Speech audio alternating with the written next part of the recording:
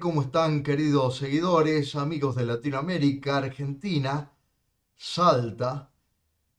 Artigas, segunda parte, el camino de la Revolución Oriental. Bueno, y para decirles también a los amigos, a Hey Hey y otros seguidores, que en la próxima presentación vamos a ver la construcción del poder de Juan Manuel de Rosas en dos ediciones. Así que, bueno, de acuerdo al pedido de G&G, el camino de la Revolución Oriental.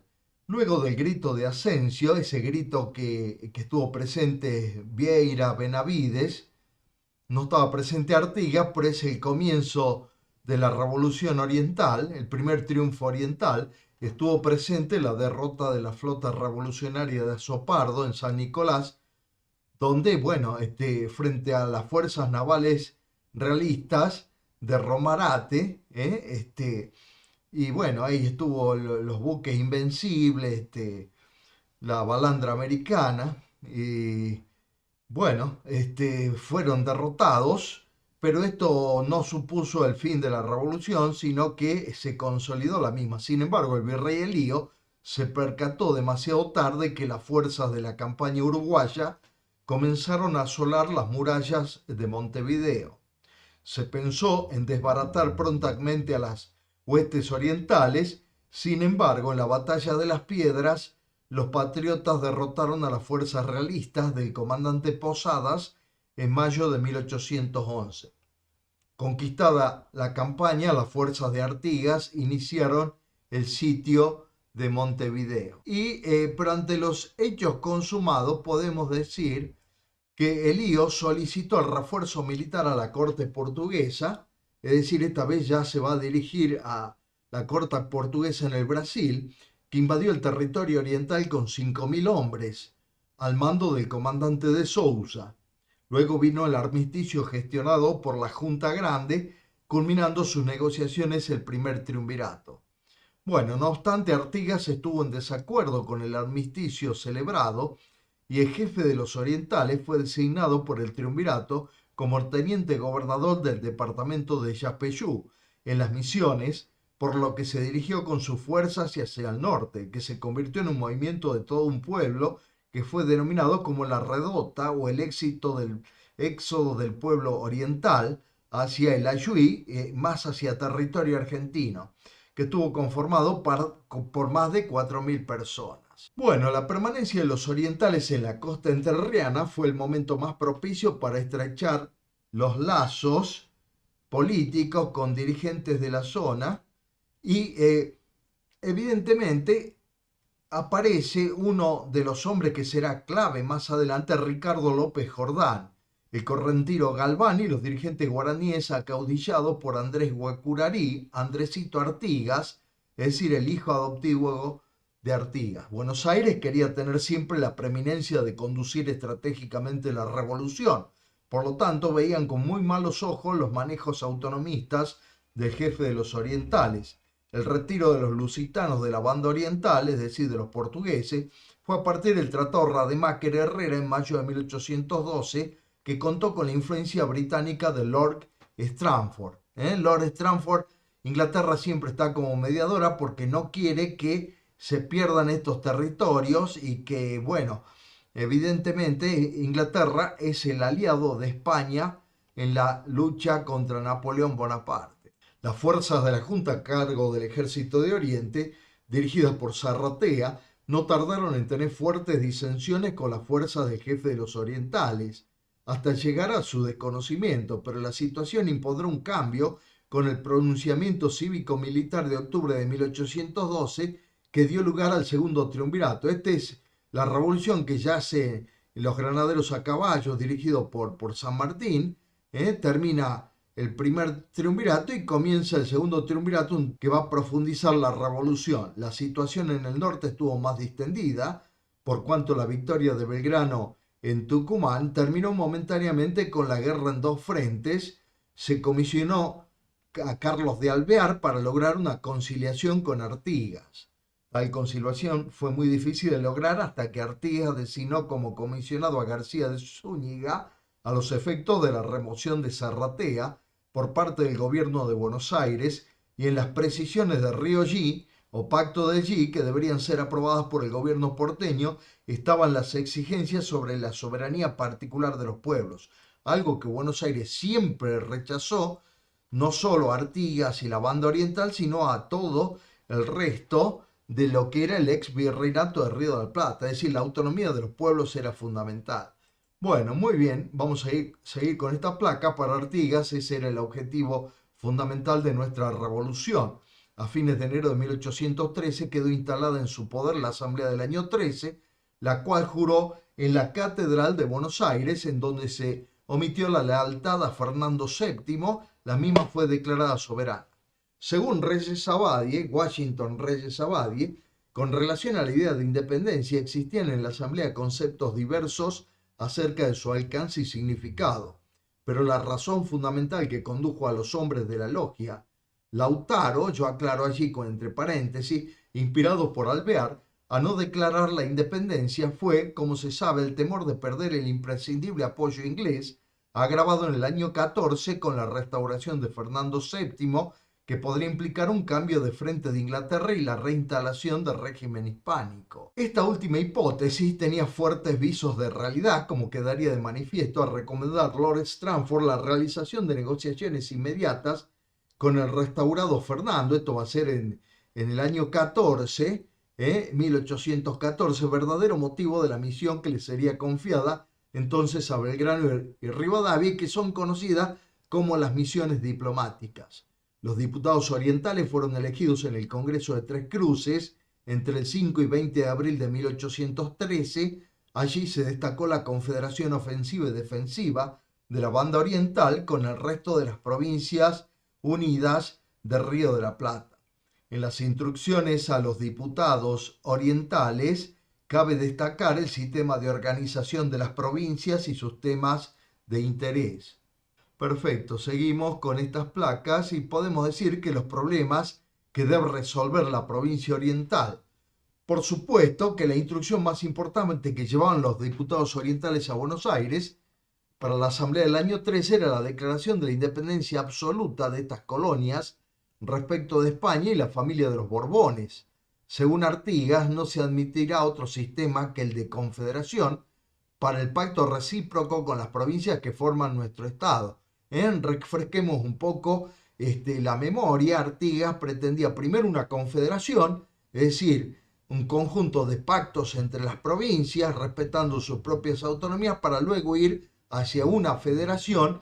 Cuando ya existiera una constitución, habría un poder centralizado estratégicamente y descentralizado tácticamente. Bueno, esto más la autonomía de los pueblos conspiraba contra el centralismo porteño. Por eso es que el federalismo oriental está fuertemente inspirado en la Constitución de los Estados Unidos de Norteamérica. Los diputados orientales llevaban instrucciones sobre la forma de gobierno, que para el artiguismo, la república, la única forma de gobierno para las Provincias Unidas. La concepción republicano-democrática de los orientales lo colocaban en la antípodas de la monarquía, que era más o menos lo que pretendían Rivadavia, Belgrano, Zarratea, que serviría para preservar, por supuesto, la república, la libertad, igualdad y seguridad de los ciudadanos y de los pueblos, y que de la división de los poderes ejecutivo, legislativo y judicial serán independientes entre sí, y de esa manera el despotismo militar debería ser aniquilado. Hay un rechazo total al centralismo porteño, esto hasta hoy en día, es decir, que han pasado ya más de 2 siglos y seguimos con la misma problemática del centralismo porteño, donde negaba la libertad y seguridad de los pueblos.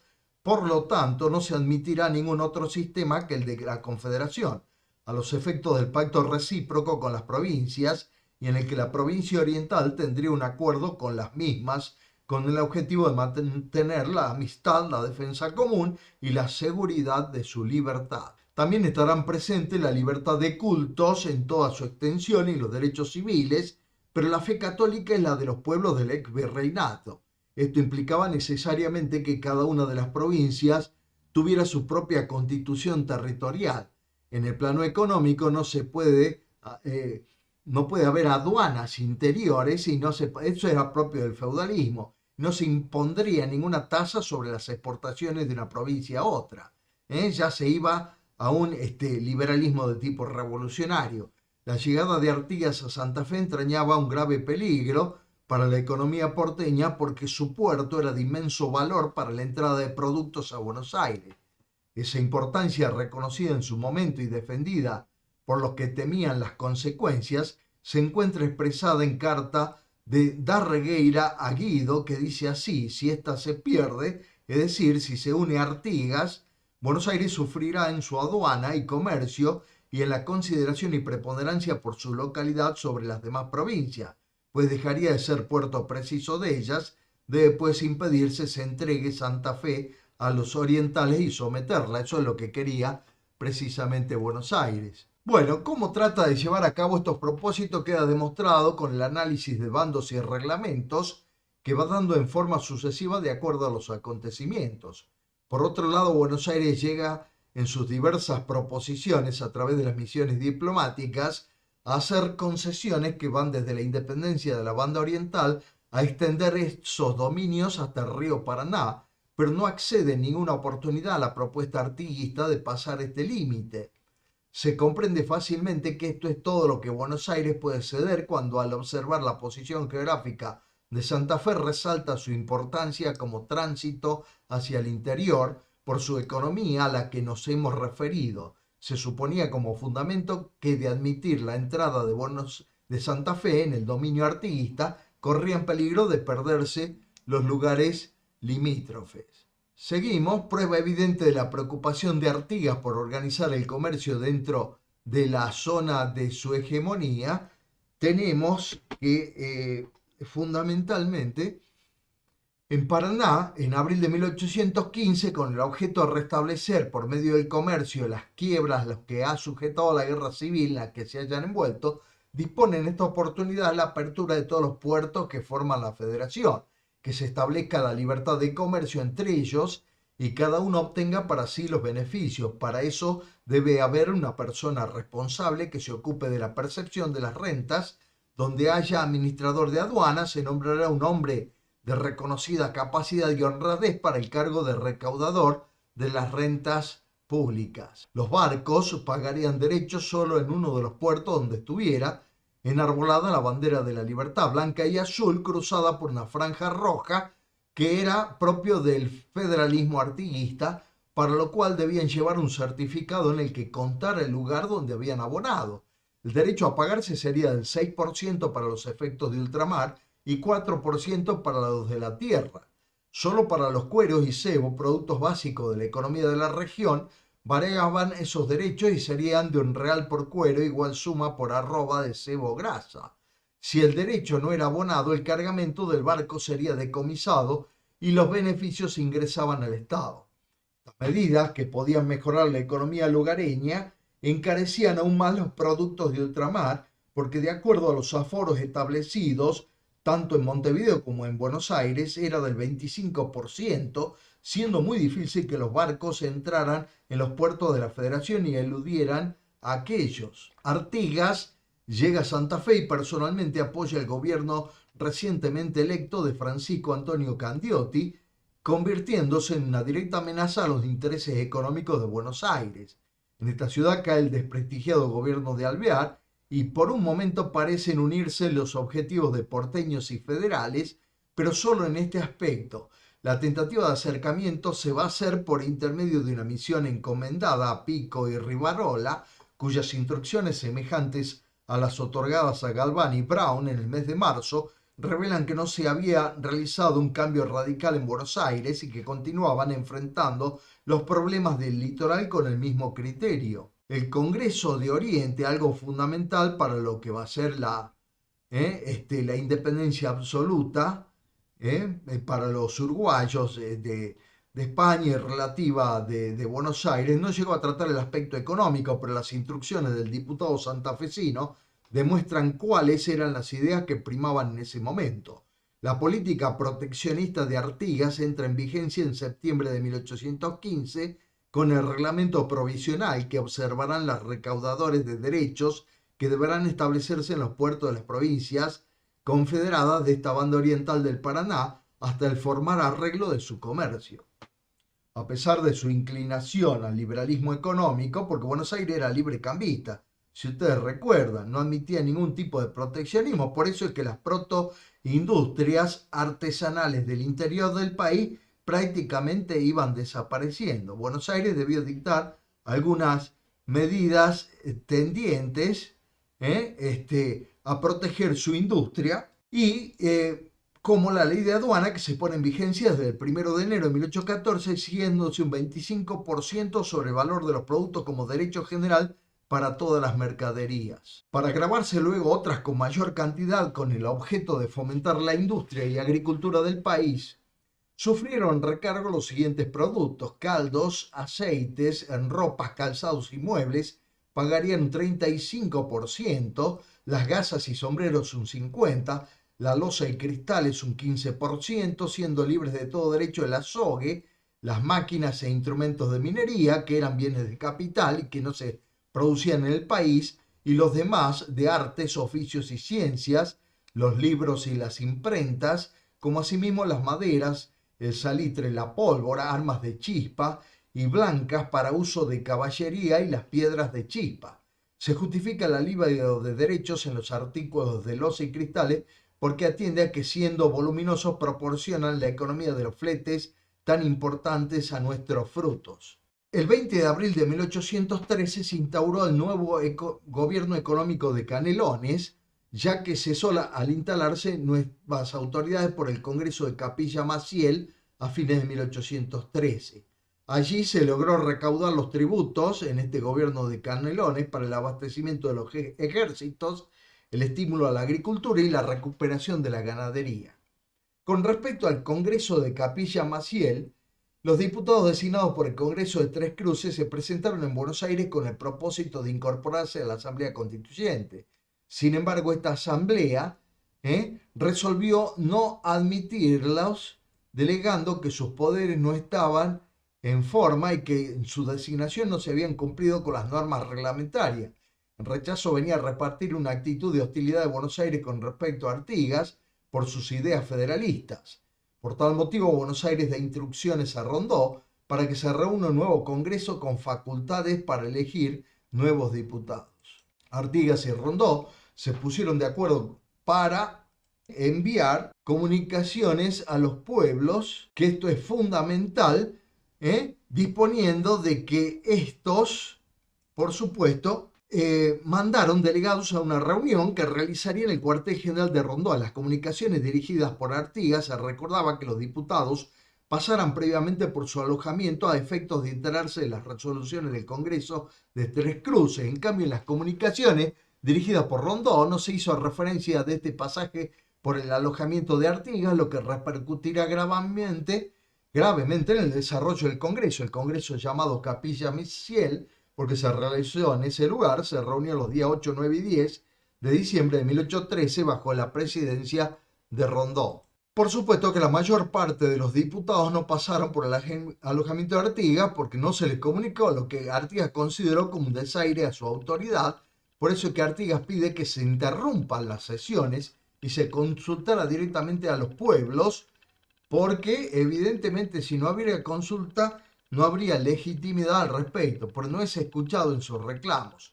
Congreso prescindiendo de Artigas continúa sus sesiones, donde se eligen 3 nuevos diputados. Este Congreso tuvo consecuencias negativas para las relaciones entre Artigas y Buenos Aires, que culminan con el abandono del sitio de Montevideo por parte de las fuerzas artiguistas el 20 de enero de 1814. Culmina una etapa donde definitivamente los orientales buscarán por sí solos el triunfo de sus ideales, rompiendo definitivamente con Buenos Aires. Artigas buscará formar una liga con las demás del Río de la Plata. Sobre el 23 de junio de 1814, los españoles abandonan la plaza de Montevideo, van a irse completamente derrotados, pero van a negociar con Alvear. Los bonaerenses dirigidos por Alvear ocuparon la plaza hasta el 10 de enero de 1815, que son derrotados en la batalla de Guayabós. Se inicia entonces el leve periodo conocido como la provincia oriental autónoma, donde ésta queda en manos de los orientales. La ruptura con el gobierno porteño. Rondó rechazó la propuesta final de Artigas de convocar a los pueblos a un tercer nuevo congreso. Ese es el fracaso de Capilla Maciel. Frente a esta situación, Artigas se retiró del sitio de Montevideo. Artigas fue considerado por los realistas y los porteños como un traidor a la causa americana. Bueno, los realistas no sé por qué lo dirían, pero los porteños seguramente que sí, porque evidentemente eran renuentes a seguir las directivas de la Asamblea del año 13. Bueno, Otorgués había traicionado a Artigas, era uno de sus socios. Carlos de Alvear había reemplazado a Rondó frente al sitio de Montevideo y en junio de 1814 se firmó un armisticio honroso para la dignidad de los defensores regalistas, es decir, de los españoles. Pero Montevideo iba a permanecer poco tiempo bajo la jurisdicción de Buenos Aires, hasta 1815, y se creaba la provincia oriental. Mientras tanto, Artigas penetró en el territorio litoraleño, en Corrientes y Entre Ríos, derrotando a las fuerzas directoriales. Luego, en agosto, Artigas fue rehabilitado por el gobierno de Buenos Aires como un buen servidor de la patria, devolviéndole el grado de coronel y designándolo comandante general de la campaña. Pero las luchas contra Buenos Aires siguieron y Alvear abrió negociaciones de paz. Pero luego, en febrero de 1815, los últimos contingentes de Buenos Aires abandonaron Montevideo. Incitados por la victoria de Artigas en el litoral, podemos decir que efectivamente los federales de Córdoba obligaron a su gobernador directorial a dimitir y el cabildo nombró gobernador a José Javier Díaz. Anunció a Artigas que era su aliado y al gobierno nacional y las demás provincias que no se separaba de la obediencia del director supremo. Si bien Díaz era un autonomista, nunca llegó a romper con el directorio. Envió sus diputados al Congreso de Tucumán y no impidió de ninguna manera las comunicaciones a través de su provincia. Por otro lado, nunca se sometió a la autoridad política de Artigas. Por esta misma época hubo algunos movimientos autonomistas en San Juan, en San Luis y en Santiago del Estero, cuyos espíritus eran relativamente afines al federalismo artiguista, pero fueron fácilmente derrotados. En cuanto a la provincia de Mendoza, se negó a aceptar la autoridad del director Alvear, refrendando la de su gobernador local, el general José de San Martín, que estaba preparando, por supuesto, la campaña hacia Chile. Pero esta rebelión se circunscribió a la persona de Alvear y Mendoza, o mejor dicho, la provincia de Cuyo se mantuvo firmemente sometida al gobierno central. En cambio, el federalismo, de hecho, en la provincia de Salta, movilizada por el caudillo Martín Miguel de Güemes, bueno, personalmente creo que no es un caudillo, pero para seguir al autor, o a uno de los autores, que lo considera así, bueno, lo dejamos. Logró un éxito absoluto. Sin embargo, Güemes nunca rompió formalmente con el directorio. De hecho, después del fracaso de la tercera campaña al Alto Perú, la fuerza del gobernador salteño se encargaron de la defensa de todo el país por la frontera norte, la más amenazada por los ataques realistas. El Congreso de Oriente. En este congreso, o Congreso de los Pueblos Libres, reunido a partir del 29 de junio de 1815 y conducido por José Gervasio Artigas, y que tuvo a Concepción del Uruguay como epicentro de aquellas deliberaciones. Es importante destacar que el pequeño poblado, que a principios del siglo XIX era la villa de Arroyo de la China, hoy en día Arroyo de la China es Concepción del Uruguay, no solo se constituyó en protagonista con la adhesión al gobierno patrio el 8 de junio de 1810, sino que fue uno de los primeros pueblos del interior en sumarse a la gesta emancipadora, comenzando de esta manera a ser un lugar de referencia en las disputas de españoles que querían mantener el orden monárquico y de criollos, que luchaban por la emancipación contra españoles y portugueses. Los diferentes estadios o etapas en pos de la organización política que se produjeron en el seno del poder porteño de Buenos Aires, como así también los sucesivos intentos de consolidar un sistema de gobierno, desde la primera junta pasando en la Junta Grande y los sucesivos triunviratos, fueron por un lado dejando a los pueblos del interior de las discusiones, los fueron alejando, y fundamentalmente de las decisiones importantes de la incipiente organización criolla, mientras que por otro dieron nacimiento a nuevos líderes que encabezaron, interpretaron y organizaron a cada uno de los pueblos. Es Artigas el conductor que organiza en la villa de Arroyo de la China el Congreso de los Pueblos Libres, 29 de junio de 1815, y congrega a los diputados Pedro Aldao y Pascual Díez de Andino, provenientes de las provincias de Santa Fe, Juan Francisco Cabral, Ángel Mariano Bedoya, Serapio Rodríguez, Juan Fernández y Sebastián Almirón por Corrientes, Andrés Yacabú por Misiones, José Antonio Cabrera, el doctor José Roque Savia, José Izaza y el presbítero doctor Miguel del Corro por Córdoba, el doctor José Simón García de Cosio, representante del continente de Entre Ríos, y Justo Ereñú por la villa de Nogoyá, por Entre Ríos, y Francisco Martínez Pedro Bauzá y otros por la banda oriental para tratar la organización política de los pueblos libres, el comercio interprovincial y con el extranjero, el papel de las comunidades indígenas en la economía de la Confederación, la política agraria y la posibilidad de extender la Confederación al resto del exvirreinato. Bueno, esto iba a ser muy difícil para Artigas porque siempre Buenos Aires se oponía a esto y mucho más allá del Congreso de Oriente, por eso que se va a hacer el Congreso de Tucumán para declarar la independencia de la mayoría de las provincias de esta parte del virreinato. Allí se resolvió proclamar la independencia no solo de España, sino de todo poder extranjero, atento a la situación de la vuelta de Fernando VII al poder y a los continuos avances de los portugueses en la banda oriental. Adoptar como identificación la bandera tricolor, que era fundamental, azul, celeste y blanca, con una franja diagonal roja como emblema del pensamiento republicano democrático federal. Designar una comisión compuesta por Miguel Barreiro, José Antonio Cabrera, José Simón García de Cosio y Pascual Díez de Andino para viajar a Buenos Aires y con el objeto de consolidar la paz y unidad territorial, reconocer la independencia declarada en el Congreso y lograr la organización republicana y federal. Los representantes artiguistas no lograron su cometido ante las autoridades del directorio porteño y no solo no obtuvieron respuestas favorables a sus justas peticiones, sino que fueron confinados a permanecer detenidos hasta mediados de agosto de 1815 en Buenos Aires, pasando la mayor parte del tiempo en la fragata Neptuno al mando del comandante Guillermo Brown.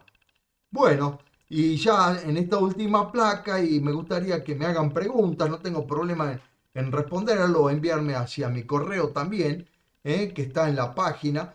Artigas tuvo que luchar solo junto a los pueblos libres en contra de los portugueses, pero finalmente fue derrotado por estos en la batalla de Tacuarembó. Sus adláteres, Pancho Ramírez de Entre Ríos y Estanislao López de Santa Fe, terminaron traicionándolo. El jefe de los orientales tuvo que exiliarse en el Paraguay de Gaspar Rodríguez de Francia. Ramírez y López pactaron en Pilar con Buenos Aires luego de derrotar a la misma en la batalla de Cepeda en el año 1820. Pero Buenos Aires terminó aliada de Santa Fe contra Ramírez, quien finalmente terminó degollado por la pérfida Buenos Aires, que siempre evidentemente en debilidad busca alianza y cuando se fortalece destruye a sus antiguos aliados. López solo no pudo contra Buenos Aires y finalmente pactó con esta en el Tratado de Venegas, el cual recibió 25.000 cabezas de ganado para poblar la campaña santafesina de manos de Juan Manuel de Rosas.